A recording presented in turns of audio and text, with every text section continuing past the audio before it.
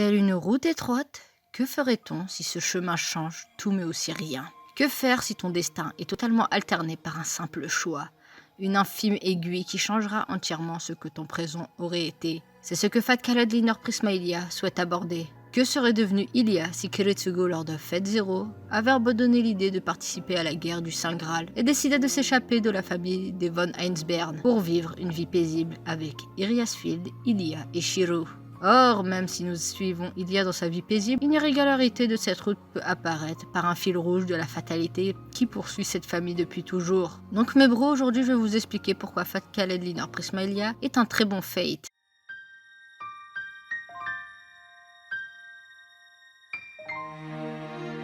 Khaled est une œuvre basée d'une série de mangas de Hiroshi Hiromiya. La première partie du nom de Fat Khaled Linor Prisma Ilia prépubliée entre septembre 2007 et novembre 2008 qui aura droit à 2 tomes. Par la suite, on aura droit à la prépublication de Fat Khaled Linor Prisma Due entre avril 2009 et mars 2012, et Fat Khaled Linor Prisma Ilia Three-Ray, publié à partir de mai 2012, et qui est toujours d'actualité. Les deux sont des suites directes de la série originale. Par la suite, une adaptation animée faite par Silverlink en 4 saisons, un film et plusieurs OAV ont été faites à partir de 2013 jusqu'à 2019. Le manga ne sera pas édité en France, et les 2 dernières saisons de l'anime sera licencié chez Crunchyroll.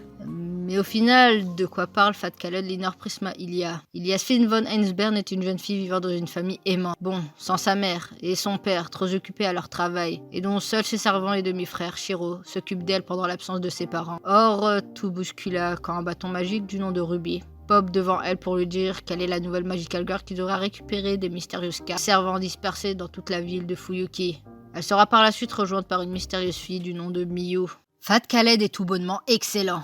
Beaucoup de personnes jugent très rapidement l'œuvre d'incitation à la pédophilie. Mais souvent ils ont juste vu la compilation dégueulasse de l'animé. Mais surtout, l'animé est extrêmement allongé ces scènes, alors qu'elles durent franchement 2 secondes dans le manga. Oui, le manga est tout bonnement excellent. On part d'une partie 1 qui introduit parfaitement l'œuvre, avec les procédés magiques, l'univers et simplement l'introduction de nos personnages. Certains éléments qui seront parfaitement utilisés pour la suite et qui permet un avancé de l'œuvre tout bonnement excellent. Les éléments de la saison 1 vont permettre au développement global de l'introduction d'éléments plus matures, tels qu'à plusieurs reprises de la notion de la mort qui en devient presque une annonce pour le futur de notre héroïne. De plus, on a l'introduction d'un des personnages les plus excellents de la série, Bazette, qui va être très important par la suite. Puis on a aussi l'aspect familial qui revient au galop. En bref, une saison beaucoup plus chill pour pouvoir nous trahir plus tard. D'ailleurs, la suite est beaucoup plus sombre. Les enjeux ont évolué et les enquêtes de Dionys de fin est juste une machine à tuer. Sauf que cela se fait de façon brutale.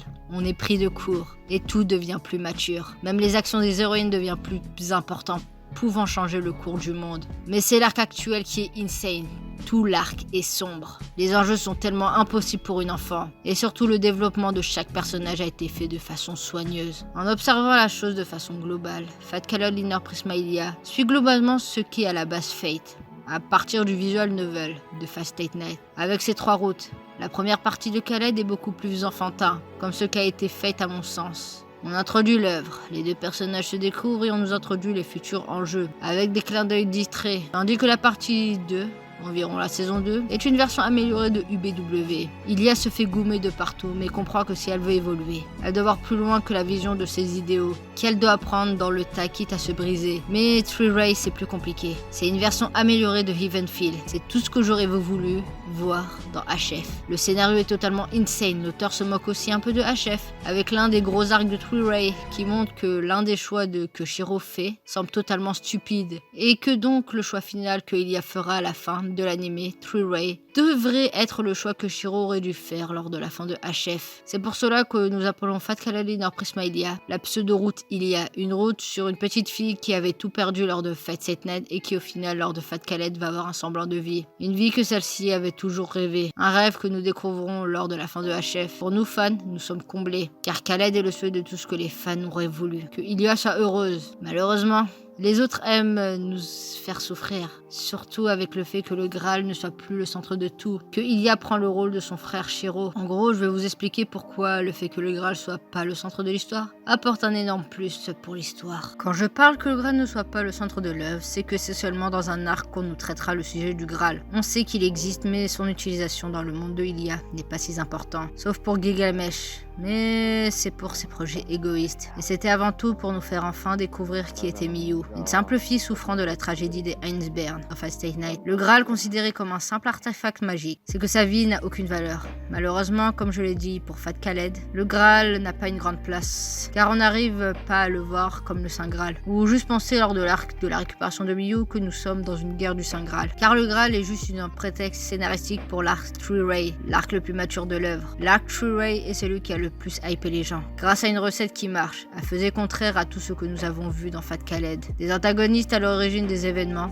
de la saison 1, remplis de mystères et d'une puissance titanesque. Ça n'a pas laissé les gens de marbre. Comment une petite fille allait faire pour sauver sa bro contre ces monstres. Mais ce n'est pas que ce groupe d'antagonistes, les Ainsworth, qui va faire le charme de cette saison. Les conséquences et les enjeux ainsi que le déroulement. Le déroulement se divise en arcs très courts, comme ce que dirait Darius, que tout ce qui se déroule est une pièce de théâtre, que chaque personnage doit jouer à son acte pour que les événements soient parfaits. Bon, bien évidemment, ça se déroule pas comme prévu, étant que tout se déroule selon le ressenti des gens. Mais ce qui m'a fait chavirer mon cœur pour cet arc est le fait qu'on sait pas qui est les gentils. Lors de la moitié de l'arc, on nous apprend que les Ainsworth veulent utiliser le Graal, donc Miyu, pour pouvoir sauver sa patrie et devenir de grands héros. Mais si au fil du temps on apprend que les réseaux sont plus compliqués, mais donc ça nous met à dire qu'Ilia est la méchante. Elle veut récupérer son amie à la base, mais comprenant que tout serait détruit si elle fait ça, elle décide de pas faire comme Shiro de Heavenfield, qui par pur égoïsme va sauver sa meuf quitte à ce que le monde soit détruit. Tandis que Ilia va surprendre tout le monde, celle-ci va tout faire pour sauver tout le monde, Miyu et le monde. Même si cela devient un échec, même si elle doit mourir pour que l'avenir soit prospéré, nous faisant ramener dans la True Hunt de Fate Heavenfield. Fat Khaled Linar Prisma Ilia True Ray est affreusement triste, mais pas que sur le champ allié, avant tout sur le camp ennemi. Toute cette famille est maudite. Le bonheur de chacun a été profané dû à l'élément central de cet arc, la boîte de Pandore. Mais en parler un peu plus, je viendrai à spoiler la saison 5 de Fat Khaled, qui avait été annoncée mais dont nous avons plus de nouvelles depuis. Mais cela est avant tout dû au fait qu'on n'a pas assez de contenu pour faire une saison entière. D'ailleurs, en parlant de médias, l'animé est vraiment pas bon. Les animateurs ont préféré mettre des scènes tendancieuses et pédos qui ne se trouvent pas réellement dans le manga. De faire un meilleur animation dans des scènes de bisous Yuri Lolicon pour faire bander tout bon pédo, ainsi que faire un merchandising totalement rempli de figurines à poil de Loli de 12 ans. Mais on a quand même de très bonnes scènes d'animation telles que le Arthur et Alter VS, il y a le Bazette VS tout le cast des gentils. Donc il n'y a pas à tout jeter dans cette adaptation animée, même si clairement je préfère vous conseiller le manga à lire dû à l'évolution graphique de l'auteur ainsi que le scénario qui est plus impactant dans le manga ainsi que mieux écrit. Donc non, Fat Khaled Linar Prisma Ilia n'est pas une mauvaise œuvre, c'est juste son adaptation animée qui l'a rendu ainsi qu'une fanbase totalement hachée dont la plupart préfèrent répéter ce que les gens disent au lieu de se renseigner un minimum de l'œuvre de base. Oui, pour moi, Fat Khaled Linar Prisma Ilia est clairement l'un des faits les mieux écrits derrière Fate Strange Fate, dont je vous en parlerai bientôt en vidéo. Donc n'oublie pas de commenter la vidéo pour me rendre meilleur, de vous abonner à la chaîne, de liker, partager la vidéo, de suivre mes réseaux sociaux. On se retrouve pour une prochaine vidéo. À plus.